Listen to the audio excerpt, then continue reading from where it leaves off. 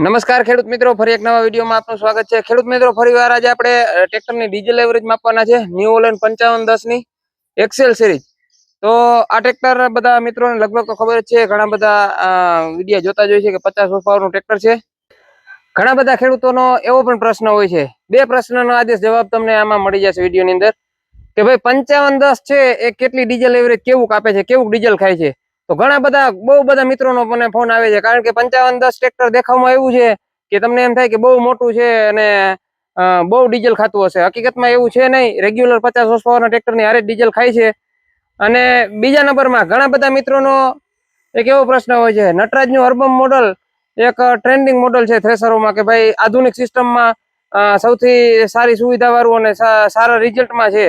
તો એનું diesel average કેવી છે કે ભાઈ આવડું મોટું દેખાવમાં છે તો કેવી ટ્રેક્ટરને દાબ પાડે છે, કેવા ટ્રેક્ટર ઉપર ચાલે। તો આ આપણું 3 ફૂટનું ટોકરી મોડલ છે, 2025 નું અત્યારનું ટોપ મોડલ છે।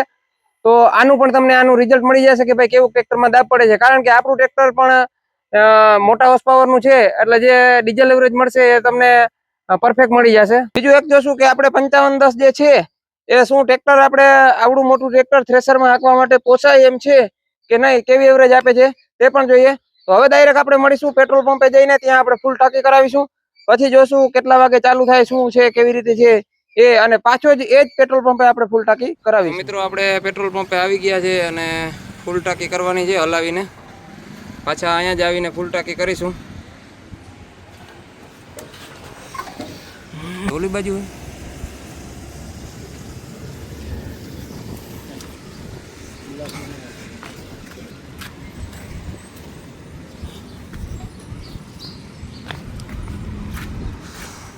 આ બાજુ છે ભાઈ, જીરો કરેલા આ બાજુ હતો। તો ટાંકી આપણે થઈ ગઈ છે ફૂલ, 2-3 વખત ટ્રેક્ટરને હલાવી દઈએ એટલે કે એર હોય તો નીકળી જાય।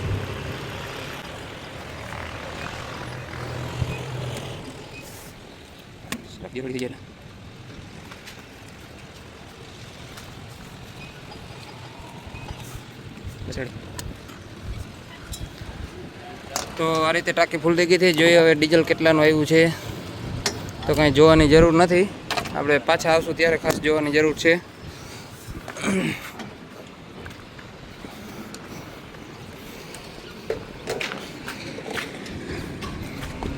6706।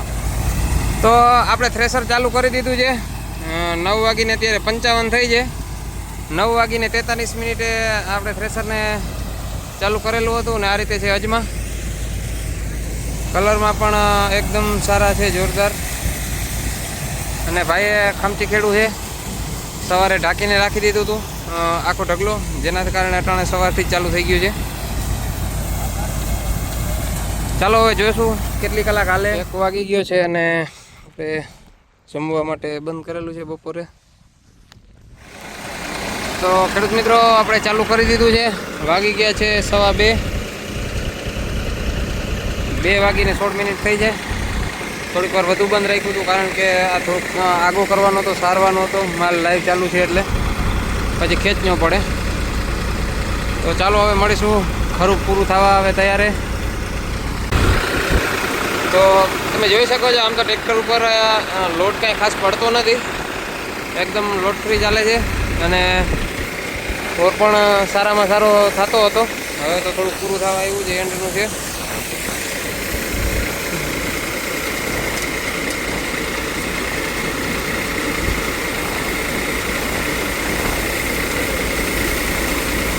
ખેડૂત મિત્રો, પૂરું થઈ ગયું છે અને વાગી ગયા છે 5:15, એટલે 3 કલાક અત્યારની અને 3.25 કલાક સવારની, 6.25 કલાક થઈ છે। ચાલો જોઈએ ડીઝલ ભરીને। ખેડૂત મિત્રો, 6.25 કલાક આવ્યું છે ને ડીઝલની ટાંકીનો આપણે કાંટો જોઈએ કેટલો હેઠો ઉતર્યો છે। આટલો નીચો ગયો છે કાંટો, જોઈએ હવે પંપે જઈને કે કેટલું ડીઝલ આવે છે। આપણે આવી ગયા છે પાછા પેટ્રોલ પંપે, જોઈ લેજો જીરો કરી દો ભાઈ, ચાલો।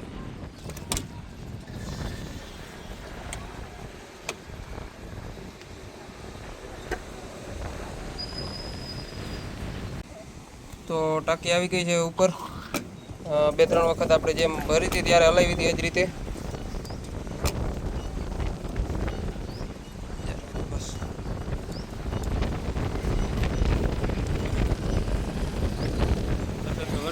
હા ને ગૂગલ પે કરી દઈશું.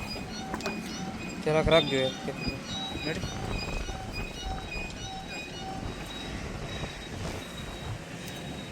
તો 16 લીટર અને 66 પોઈન્ટ આવ્યા છે, જોવો તમે.